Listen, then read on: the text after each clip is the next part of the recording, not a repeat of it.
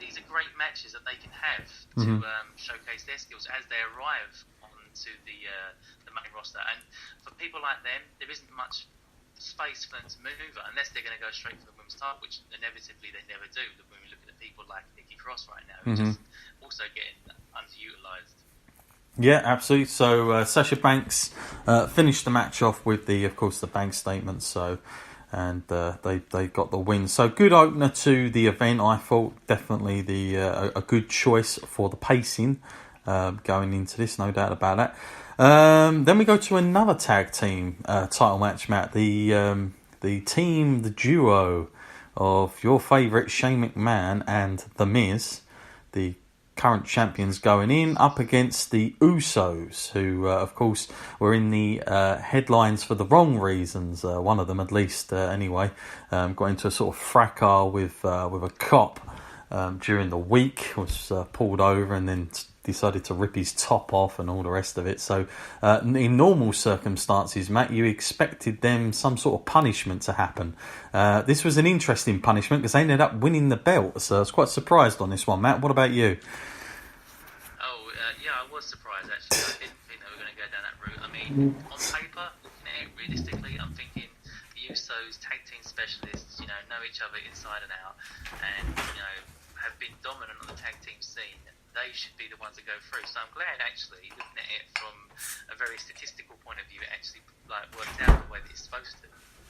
Yeah, I mean, this is their 6th title win, Matt, for the tag team belts now. So it's, they're definitely main players now into all this stuff. I mean, I was surprised in the sense, Matt, that we had Shane and Miz go over at the Rumble. I just had visions of them doing the whole WrestleMania stuff. What is it now with those two guys going forward? Is this the end of that, or are we? We know we've got Fastlane coming up, Matt. Are we due to expect a rematch there, and then they suddenly get it back, or do you think that's it now? Oh well, I think I spoke about on the previous couple of shows that we've done. I feel like something is coming. I feel like they will get their rematch, yeah, but I don't think it's going to go their way again. And I feel like backstage in that segment, we saw something building. Perhaps at WrestleMania, we get Shane McMahon versus The Miz. Probably, because Shane McMahon just can't keep himself out of the spotlight these days. So I'm not going to put that past him. But I feel like if Shane McMahon does end up at WrestleMania fighting someone, it probably does more favours for The Miz. So I'm not too against it if he absolutely has to have a match. Yeah, no, I'm with you. So I'm kind of happy that the Usos have got the belts back in a way, and that they're gonna. I mean, I suppose the only thing, Matt, is the likelihood is, even though the Usos have won, that guarantees nothing as far as your road to WrestleMania. I mean, there's a good chance, Matt, that they don't even defend it. Who knows? But or if they do, it's going to be just a pre-show match. I mean, I just don't know who they haven't already faced on SmackDown. What sort of combinations are currently left for them to go through for a big match at WrestleMania? I just don't see it myself. So it's kind of a good thing and a bad thing at the same time for those two guys. It's almost like you hold that and that's it. Or just, that's how it's going to go. So, a match that went over just 14 minutes. I'm not going to score this one because, again, I didn't really kind of get into this, but I'll take your score for this one, Matt. What do you give this one? I feel like I'm going to be kind of biased now because I came into this match knowing I wasn't going to like it, and because of the dynamic and who's involved and everything.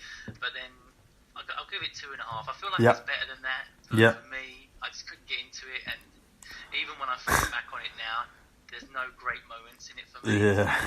So, 2.5 it is for me. Fair enough there. Okay. Want to point out we got another Paige came out and was doing a whole stick promo for the film, of course. They're really pushing that to the sky, aren't they, with that one, Matt? Just they're definitely promoting the heck out of that. So as we saw it now, the next match, Matt, the Intercontinental Champion Bobby Lashley would be in a match where we see him team with Leo Rush in a handicap match But of course, he's up against Finn Balor, the man that faced Brock Lesnar just less than a month ago in what was a really, really good match, and I thought Finn Balor did a really good job. Now he's at the Intercontinental level, Matt, and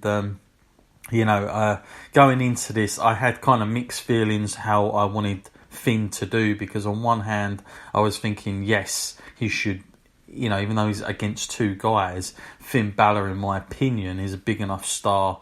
If WWE would stop saying all the time how small he is all the time and all this business, he's a big enough star to sort of win this. But at the same time, I'm thinking, but if he gets the Intercontinental Championship, it sort of also makes him, that's almost like WWE saying, yep, you're good, but you're not that good.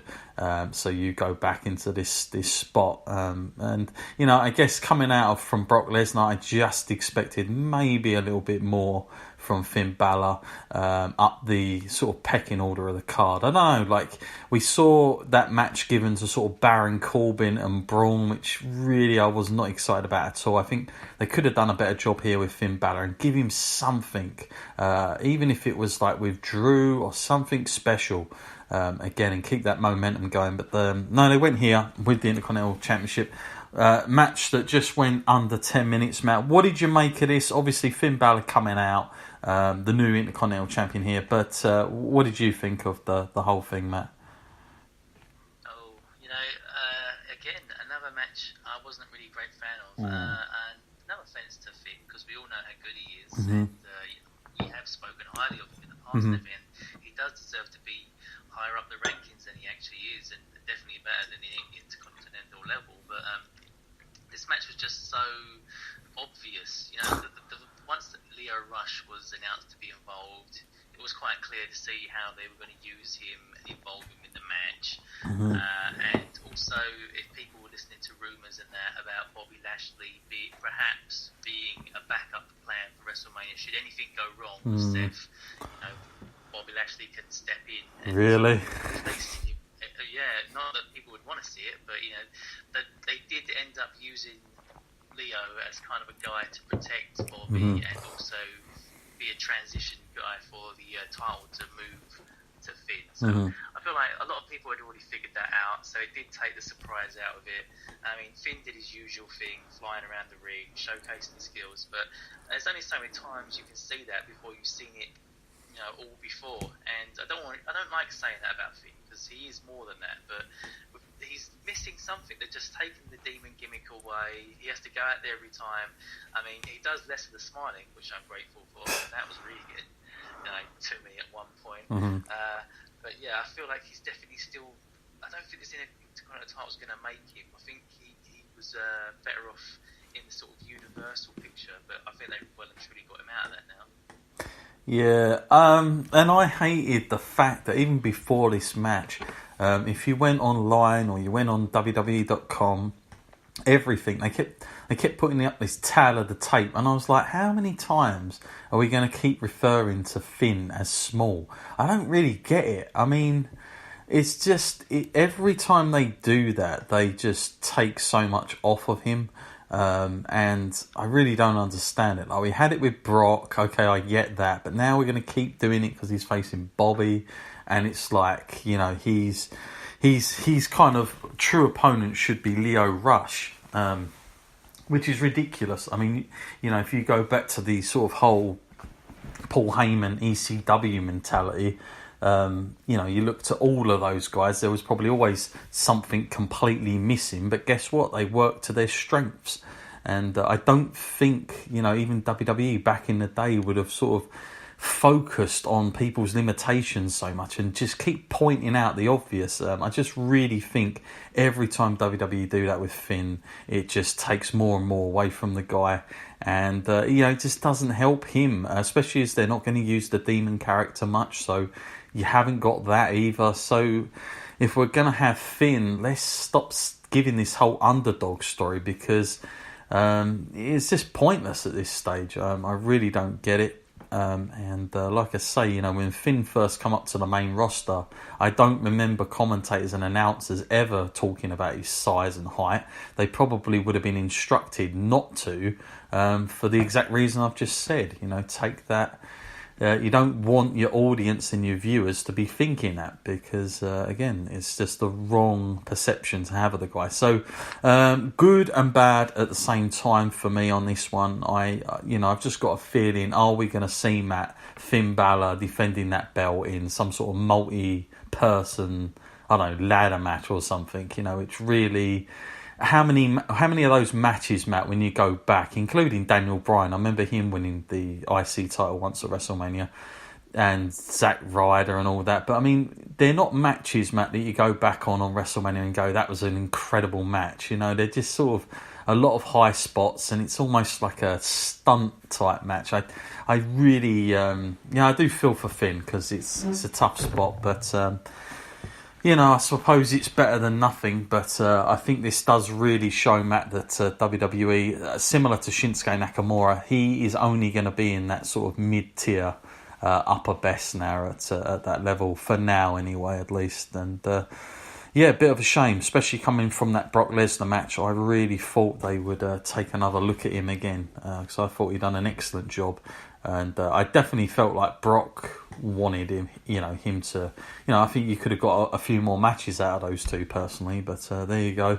Matt, what are you giving that match? Oh, this is another extremely difficult one to grade. I feel like it didn't excite me at all, but there was stuff there that I could see that other people would enjoy. I mean, I'm going to go strictly average down the middle with a 3 out of 5. Yep, fair enough. That was that. So a lot of title, of course, changes at this point, and new champions in every match, Matt. Then we get to the Raw Women's Championship match, Matt. Complete waste of time anyway, really, this whole thing. But Ronda Rousey, Matt, versus Ruby Riott. And, of course, this lasting 1 minute 40 seconds. And... Again, this was just a complete, I'm not even talking about, I'm not really that bothered. I know a lot of people have gone crazy about the time. That doesn't really bother me. What does bother me, though, is just how on earth, in a lot of ways, Ruby Riott got the spot anyway. Is it just because they haven't had that match yet? I don't know. But that didn't make any sense. But, she's a great talent, and I don't think it does too much harm there. But I mean, at the same time, Matt, was it really necessary to have this match? And are we only getting this now because it's sort of filler for these pay-per-views? I mean, goodness knows what they're going to do at Fastlane, but did seem a bit pointless, the whole thing. And I think, really, I probably would have preferred some sort of segment between her and Charlotte and Becky, what we kind of got after the match, rather than having this match in general. I think that's what it was mainly about, Matt, to be honest with you. Of course, we had Charlotte out there at ringside, and then Becky Lynch comes in. She's on crutches. Huge pops from the fans, of course. Massive reaction for her, and then she starts going crazy with the crutches, Matt. It's pretty madness with the crutches, to be honest with you. But it got over, Matt. I mean, say what you like about it and the match, but the actual point, I think, of what they were trying to do, it's one of those moments, Matt, that so often when they write these things down backstage, they never come out the way they think it does. But I felt like this come very close to it, if not did the job, Matt, again, and just goes to show you that these women at the moment, in particularly Becky, is certainly drawing some huge momentum towards WrestleMania, more than what the male talent are doing for me at this time. But what did you make of the whole thing, Matt? And also, we haven't really spoke about, because I think last time we were talking about the Rumble, but now, of course, we're all expecting a triple threat. We did talk about our feelings about that. They're either going to go on story or they're going to go on the match quality. But what have you made of all this so far, Matt, and the way they're taking this? Okay, right. Well, if I focus on the match side of things first, I wasn't too sore about this match happening, because I do know that Ruby Riott is an incredible kind of wrestler, and she got noticed by WWE for her great independent work. And now Michael Cole, he's got an eye wrestlers, and he does quite often say that she deserves to be a champion at some point in her career in the WWE. So, he didn't just say that about anyone. She definitely has that kind of level of talent, which also leads me to actually voice why I'm so worried about how she was just